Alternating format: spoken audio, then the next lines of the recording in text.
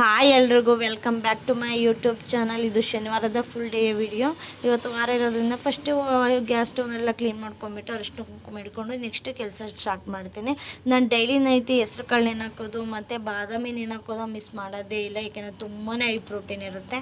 Carrot ಪಲ್ಯ ಅಂತೂ ತುಂಬಾ ಚೆನ್ನಾಗಿರುತ್ತೆ, ಹಂಗೇ ತಿನ್ನೋಕ್ಕೂ ತುಂಬಾ ಚೆನ್ನಾಗಿರುತ್ತೆ.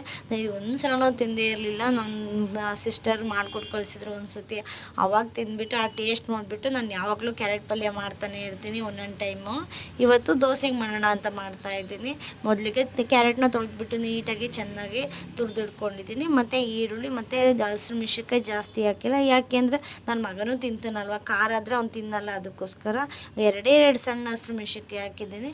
ಮತ್ತು ನೆಕ್ಸ್ಟು ಒಂದು ಪಾತ್ರೆಯಲ್ಲಿ ಸ್ವಲ್ಪ ಎಣ್ಣೆ, ಸಾಸಿವೆ, ಕರ್ಬೇವಿನ ಸೊಪ್ಪು, ಈರುಳ್ಳಿ, ಹಸಿರು ಮೆಣಸಿನ್ಕಾಯಿ ಹಾಕ್ಬಿಟ್ಟು ತುರಿದಿಟ್ಟಿರೋ ಕ್ಯಾರೆಟ್ನ ಹಾಕ್ಬಿಟ್ಟು ಮೀಡಿಯಮ್ ಫ್ಲೇಮಲ್ಲೇ ಬೇಯಿಸಬೇಕು. ಏಕೆಂದರೆ ತುಂಬ ಉರಿ ಕೊಟ್ಬಿಟ್ರೆ ಇದಕ್ಕೆ ನೀರು ಹಾಕಲ್ಲ, ಸೀದೋಗ್ಬಿಡುತ್ತೆ. ಅದಕ್ಕೋಸ್ಕರ ಕಡಿಮೆ ಉರಿಲೇ ಬೇಯಿಸಬೇಕು.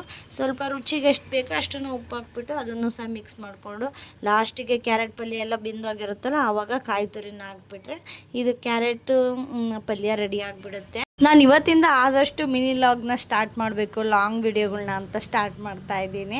ಆ ಶಾರ್ಟ್ ವಿಡಿಯೋದಲ್ಲಿ ಮಾಡೋದು ಅಂತನಲ್ಲ, ತುಂಬ ವೀಡಿಯೋಗಳು ಇರ್ತಿತ್ತೆ ಅಪ್ಲೋಡ್ ಮಾಡೋಕ್ಕೆ. ಶಾರ್ಟ್ ವಿಡಿಯೋದಲ್ಲೆಲ್ಲ ಜಾಸ್ತಿ ವೀಡಿಯೋನ ಹೇಳೋಕ್ಕಾಗಲ್ಲ, ಅದಕ್ಕೋಸ್ಕರ ಇವತ್ತಿಂದ ಲಾಂಗ್ ವಿಡಿಯೋ ಮಾಡಬೇಕು ಅಂತ ಮಾಡ್ತಾಯಿದ್ದೀನಿ. ನಾನು ದೋಸೆ ಹಾಕ್ತಿದ್ರೆ ನನ್ನ ಮಗ ನಾನು ಸಹ ಹಾಕ್ಕೊಡ್ತೀನಿ, ಅಮ್ಮ ನಾನೇ ಬೇಯಿಸ್ಕೊಡ್ತೀನಿ ಅಂತವ. ನೋಡಿ ಯಾವ ರೀತಿ ಕೆಲಸ ಮಾಡ್ತಾ ಇದ್ದಾನೆ ಅಂತ.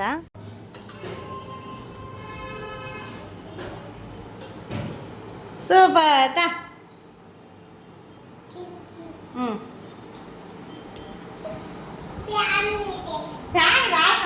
ಸಾಕು.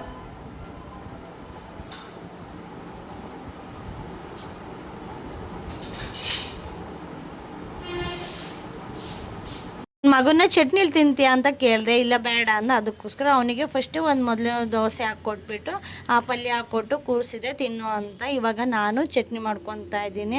ಅಕಸ್ಮಾತ್ ನಮ್ಮ ಮನೆಯವ್ರು ತಿನ್ನಲಿಲ್ಲ ಅಂದರೆ ಮತ್ತೆ ಚಟ್ನಿ ಮಾಡಬೇಕಾಗುತ್ತೆ ಅಂತ ಮುನ್ನೆಚ್ಚರಿಕೆಯಿಂದ ಚಟ್ನಿ ಮಾಡ್ತಾಯಿದ್ದೀನಿ. ಆ ಪಲ್ಯಗೂ ದೋಸೆಗೂ ತುಂಬಾ ಚೆನ್ನಾಗಿರುತ್ತೆ, ಹೆಸ್ರು ಕಾಳು ದೋಸೆಗೆ ಅಂತ. ನೆಕ್ಸ್ಟು ಹೂವು ಸಹ ತಂದಿದ್ದೆ, ಇವತ್ತು ಶನಿವಾರ ಅಲ್ವಾ. ನಮ್ಮ ಮನೆ ಹತ್ರ ಒಬ್ಬರು ಬರ್ತಾರೆ, ಅವ್ರ ಹತ್ರ ವಾರಗಳು ಇದ್ದಾಗ ಎಲ್ಲಾದರೂ ತಗೊತಾನೆ ಇರ್ತೀನಿ. ಅವ್ರು ಬಂದಾಗೆಲ್ಲ ದೇವ್ರ ಸ್ನಾನ ಮಾಡ್ಕೊಂಬಂದು ದೇವ್ರ ಪಾತ್ರೆ ಎಲ್ಲ ತೊಳ್ಕೊಂಡು ಸ್ವಲ್ಪ ಕಳ್ಸಕ್ಕೆ ಮಾತ್ರ ಹೂನ ಕಟ್ಕೊಂಡು ಆಲ್ರೆಡಿ ತುಂಬ ಟೈಮ್ ಆಗಿಬಿಟ್ಟಿತ್ತು.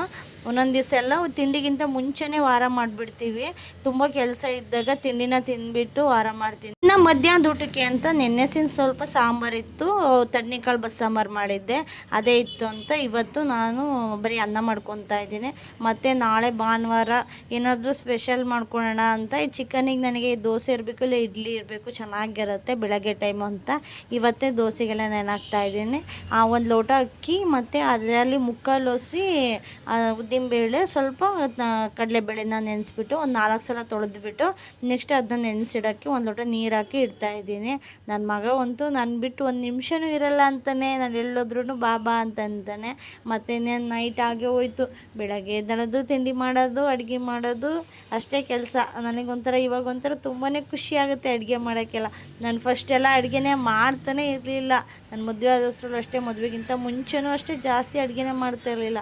ನಮ್ಮ ಅಮ್ಮನೇ ಮಾಡಿಕೊಡೋರು, ನಮ್ಮ ಅಕ್ಕಯ್ಯ ಮಾಡಿಕೊಡೋರು. ಇವಾಗ ಹಂಗಲ್ಲ, ಟೈಮಿಗೆ ನಾನು ಮಾಡಲೇಬೇಕು. ಒಂಥರ ಖುಷಿ ಆಗುತ್ತೆ ಅಡುಗೆನೇ ಮಾಡೋಕ್ಕೆ. ಮತ್ತು ನೈಟ್ ಊಟಕ್ಕೆ ಅಂತ ಬೆಂಡೆಕಾಯಿನ ಪಲ್ಯ ಮತ್ತು ಚಪಾತಿ ಮಾಡ್ತಾಯಿದ್ದೀನಿ. ಆವಾಗೆಲ್ಲ ಒಂದು ಟೈಮ್ ಸಾಂಬಾರು, ಮಧ್ಯಾಹ್ನ ಸಾಂಬಾರು ಮಾಡಿಕೊಂಡ್ರೆ ಮತ್ತೆ ಸರಿ ಇದೇನು ಸಾಂಬಾರು ಸ್ವಲ್ಪ ಜಾಸ್ತಿ ಮಾಡ್ಕೊಂಡ್ಬಿಟ್ಟು ನೈಟ್ ಅನ್ನ ಮಾಡ್ಕೊಳ ಅಂತಂತಿದ್ದೆ. ಬೆಂಡೆಕಾಯಿನ ತೊಳೆದ್ಬಿಟ್ಟು ಎಷ್ಟು ಚೆನ್ನಾಗಿ ಆರುತ್ತೆ ಅಷ್ಟು ಚೆನ್ನಾಗಿ ಪಲ್ಯ ಬರುತ್ತೆ. ಅವಾಗ ತೊಳೆದು ಅವಾಗೆ ಮಾಡೋಕ್ಕೆ ಹೋದ್ರೆ ಅಷ್ಟು ಟೇಸ್ಟ್ ಚೆನ್ನಾಗಿರಲ್ಲ, ಮೆತ್ತಗಿರುತ್ತೆ. ಅದಕ್ಕೋಸ್ಕರ ಫಸ್ಟೇ ತೊಳೆದಿಟ್ಕೊಂಡ್ರೆ ತುಂಬಾ ಉತ್ತಮ ಅನಿಸುತ್ತೆ. ಆದರೆ ನಾನು ಇವತ್ತು ಸಡನ್ನಾಗಿ ಮಾಡಬೇಕು ಅಂದ್ಕೊಂಡು ಆವಾಗಲೇ ತೊಳೆದ್ಬಿಟ್ಟು ಒಂದು ಬಟ್ಟೆಯಲ್ಲಿ ಒರೆಸ್ಕೊಂಡ್ಬಿಟ್ಟು ಮಾಡಿದೆ, ಚೆನ್ನಾಗಿತ್ತು. ಆದರೂ ಮಧ್ಯಾಹ್ನ ಎಲ್ಲ ಬೆಳಗ್ಗೆನೇ ತೊಳೆದಿಟ್ಬಿಟ್ರೆ ಚೆನ್ನಾಗಿರುತ್ತೆ ಮಾತ್ರ ಟೇಸ್ಟ್.